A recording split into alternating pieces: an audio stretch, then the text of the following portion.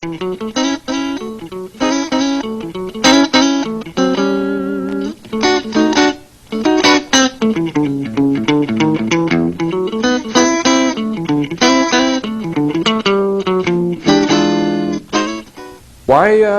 a Steinberger? You've chosen them. Tell Why? us about it. Yeah, That's why? a good question. Yeah, why? Exactly why. Well, you know what?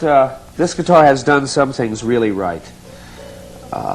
The things that are important to me. When I was growing up, like most guitar players, you find a guitar and it really becomes your personal favorite.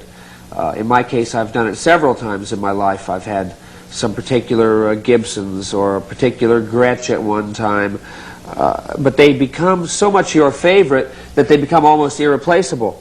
And a lot of guitar players go through this. They start traveling on the road at some point and getting a little more successful, and the next thing you know, that guitar is stolen or lost or broken in a trip on an airline.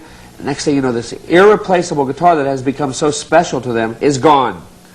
And they go, well, how do I get another guitar that's like that? Well, obviously, their guitar was old and had all these special peculiarities that made it their own and make it irreplaceable.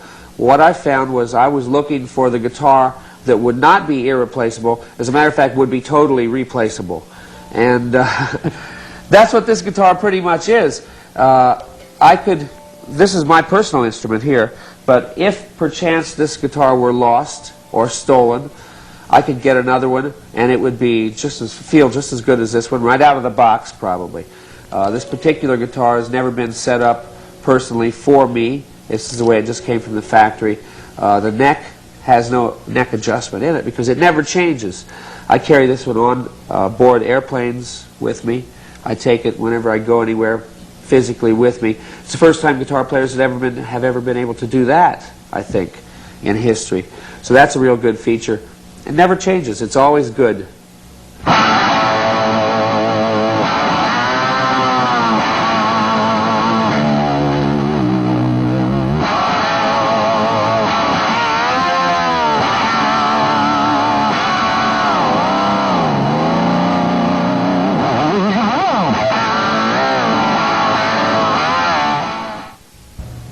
One of the things about the Steinberger, with the Trans-Trem specifically, is that it opens new creative doors for artists. And if a song, for instance, Ed Van Halen on the 5150 album has Get Up and Summer Nights, which are two tunes that were written when he got the Trans-Trem into his hand. He just jumped on it and was one of the first guys to really put onto vinyl and put into the musical community's ears the very different sounds that a Trans-Trem can make.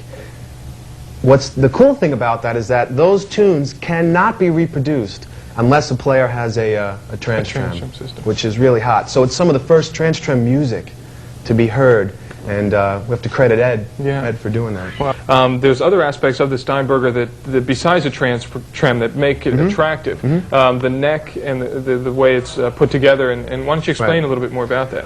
The design benefits here, there's no neck warpage.